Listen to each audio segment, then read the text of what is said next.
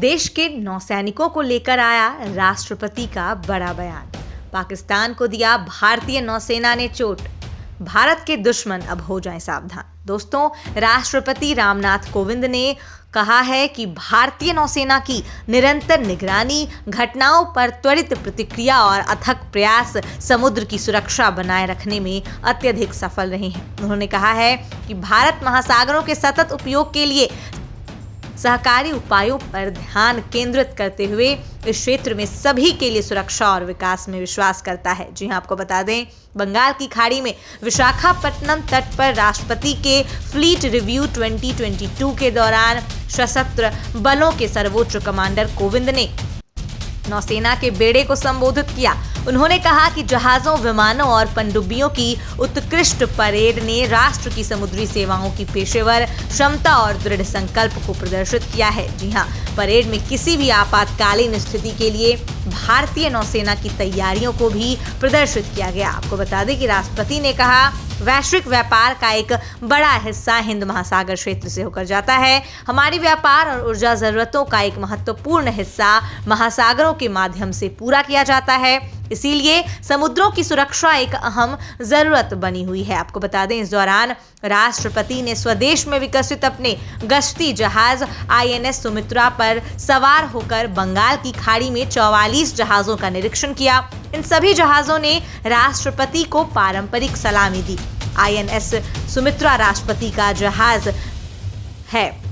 जी, आपको बता दें, राष्ट्रपति की ओर से की गई इस समीक्षा की थीम भारतीय नौसेना राष्ट्र की सेवा में 75 वर्ष थी। प्रेसिडेंशियल यॉट पर राष्ट्रपति के साथ प्रथम महिला सविता कोविंद, रक्षा मंत्री राजनाथ सिंह, रक्षा राज्य मंत्री अजय भट्ट, आंध्र प्रदेश के राज्यपाल विश्वभूषण हरिचंदन, थल सेना प्रमुख MM नरवणे, नौसेना प्रमुख एडमिरल R हरि कुमार, नौसेना पूर्वी कमान के flag officer commanding in chief vice admiral Vishwajit Das Gupta व अन्य अधिकारी मौजूद रहे। आपको बता दें कि राष्ट्रपति ने यहाँ सचल पनडुब्बी कॉलम का निरीक्षण भी किया। इसमें स्वदेश में निर्मित कलवारी वर्ग की पनडुब्बी INS वेला शामिल है। इसे हाल ही में नौसेना के बेड़े में शामिल किया गया है। जी हां, आपको बता दें कि बेड़े की समीक्षा पूरी करने के बाद राष्ट्रपति बेस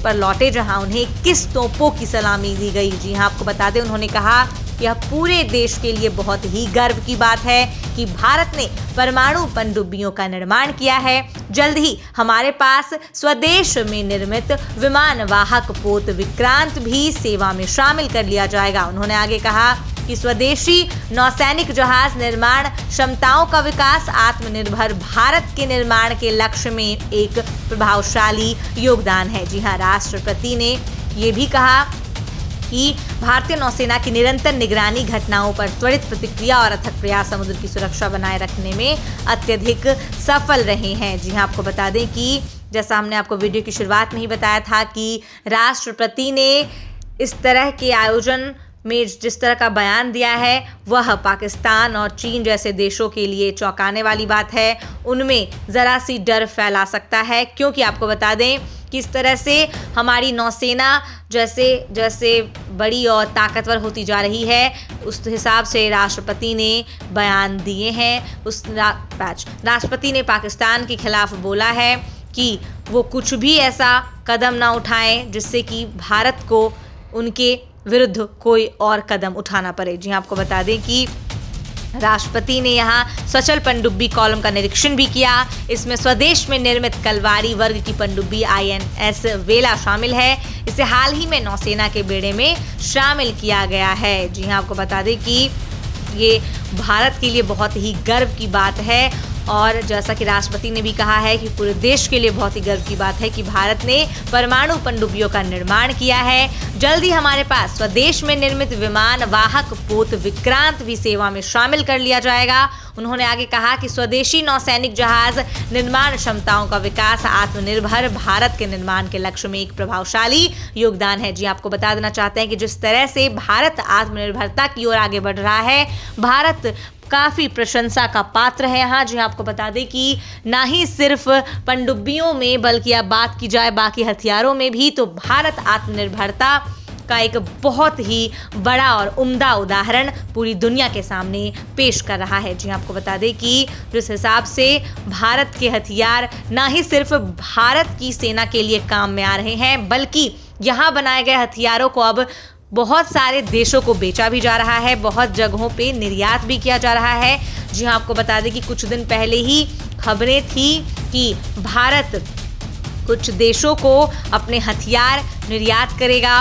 उसके बाद खबरें ऐसी आई कि भारत की आत्मनिर्भरता पर पूरी दुनिया जो है वह सलाम करती है, पूरी दुनिया जो है वो भारत की आत्मनिर्भरता की प्रशंसा करते नहीं थकती है। जो आपको बता दें कि अमेरिका, चीन, रूस और जापान जैसे बड़े हथियार बनाने वाले देशों की श्रेणी में भारत भी शामिल हो गया है।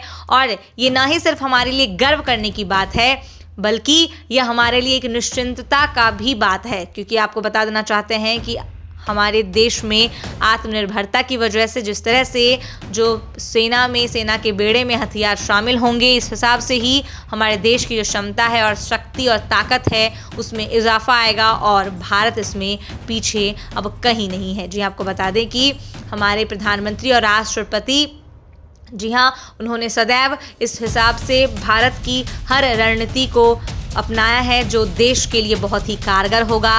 रक्षा मंत्रालय की बात करें तो रक्षा मंत्रालय का भी यही कहना है कि सैन्य सुरक्षा में भारत अब कोई कमी नहीं छोड़ना चाहता है।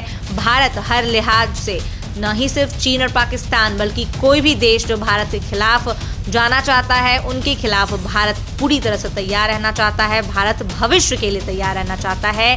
ये आज का भारत है, यानी जो भविष्य के लिए भी पहले से ही सोचता है। तो दोस्तों, आपको बता दें कि आज की खबर जो है यही आई थी कि राष्ट्रपति रामनाथ कोविंद ने इस तरह के बयान जो है वो भारतीय नौसेना के लिए दिए हैं, जो हमारे लिए बहुत ही गर्व की बात है।